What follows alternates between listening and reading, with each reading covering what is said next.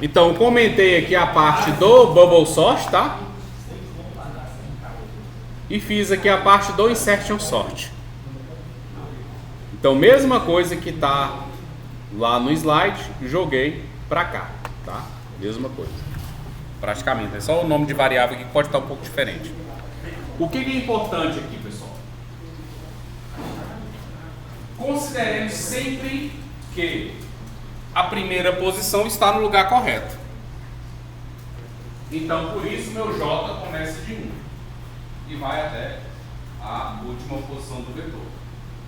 Essa posição J, então, vai ser a minha chave de busca, que eu vou localizar qual que é a posição correta deste elemento. Aqui eu estou imprimindo, tá, um vetor temporário só para a gente ver a cada chave o que é que está acontecendo dentro do vetor. Tá? Essa parte que eu inseri só para a gente imprimir, então continuo daqui. Ó. Meu I começa de J-1, ou seja, da posição anterior ao J. Isso por quê? Eu não estou pegando esse elemento e verificando qual que é a posição correta dele. Qual que é a posição correta dele? Se ele achar antes dele algum elemento maior do que ele, eu faço a troca. Não é isso? Então eu vou navegando da posição J nas posições anteriores à posição J. Se eu achar algum elemento que é maior do que ele, eu troco esses dois elementos. Tá? Então meu I começa de J menos 1. Enquanto o I for maior ou igual a 0, então avaliar índice negativo, né? E vetor na posição I for maior do que chave. Chave é onde o elemento que eu quero achar a posição correta. Enquanto antes dele, né, eu tiver valores maiores do que ele, eu vou sempre procurando a posição anterior. O elemento chave, eu preciso achar a posição correta dele. Avalio os elementos antes dele. Enquanto tiver elemento maior do que ele, eu vou navegando para as posições anteriores. Tá?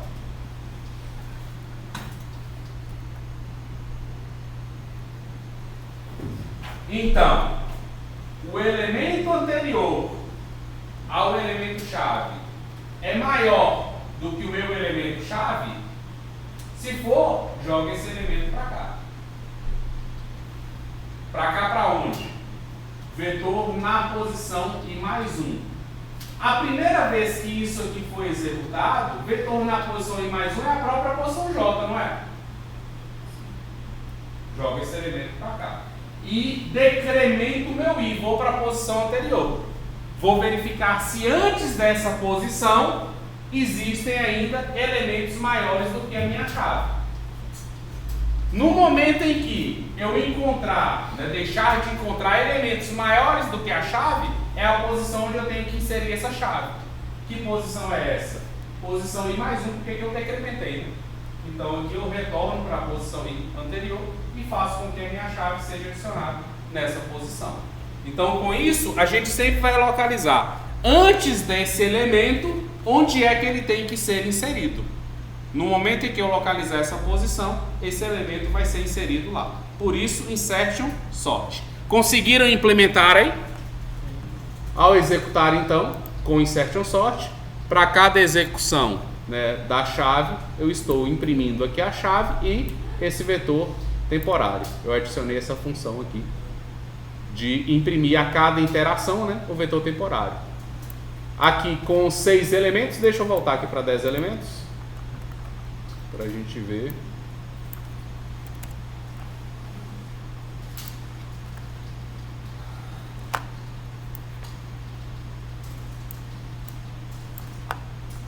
O número de interações ainda é muito menor do que o Bubble Sort. Considera que o primeiro aqui já está na posição correta. Meu elemento chave vai ser então 67. 67 está na posição correta? Tá ou não? Tá, ué. Que eu estou avaliando aqui antes dele. Antes dele, tem algum valor maior do que ele? Não. Próxima chave é o 34. 34 está na posição correta? Não, né? Então tem que jogar ele para a posição correta. Ele vai lá para a primeira posição. Próxima chave. Valor 0. Está na posição correta? Não. Então vou localizar onde é que ele vai entrar assim que eu encontrar ou a posição 0 ou então o elemento menor do que ele, eu faço a inserção. Próxima chave, 69. Está na posição correta? Tá. Próxima chave, 24. Está na posição correta? Não. Então vou decrementando, né, a posição até achar a posição correta e inserir o 24. 78 está na posição correta? Tá. 58, próxima chave, está na posição correta? Não. Então vou voltando até localizar a posição correta do 68. Do 58, quer dizer. E assim nós vamos trabalhando até chegar ao final do vetor. Quando chegar no final do vetor, o vetor já vai estar ordenado. A última chave aqui foi a chave 64, que não estava na posição correta, então fez a troca, né, até encaixá-lo na posição correta. No final, o vetor está ordenado. Certo? Ordenação por inserção. Vamos para o próximo método de ordenação.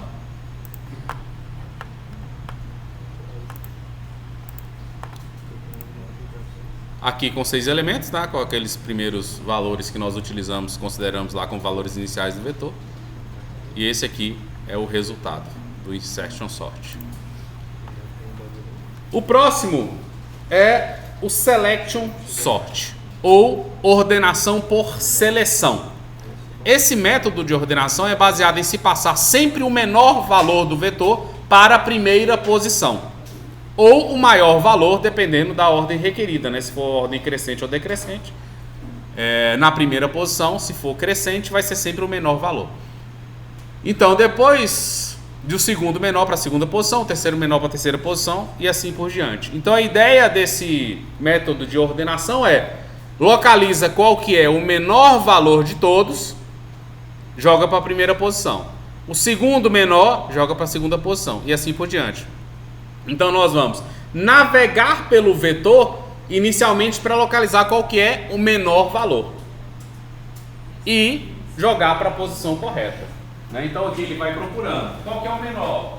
Aqui considerou 9. À medida que ele for encontrando valores menores, ele faz a troca. Então localiza, vai até o final do vetor, localizou o menor, faz a troca. Localiza o menor, é ele mesmo. Localiza o menor, faz a troca. Localiza o menor, ele mesmo. Localiza o menor, ele mesmo. Então chegou até o final do vetor. Então a ideia é localizar qual que é o menor valor do vetor e fazer a troca entre o elemento que está na primeira posição. Então localizou 0, jogou para lá. Qual que é o próximo menor? Então aqui o vermelho sempre está marcando qual que é o menor encontrado até o momento, faz a troca. Localiza o menor, é aquele lá mesmo, fica por lá. Localiza o menor, faz a troca e assim por diante.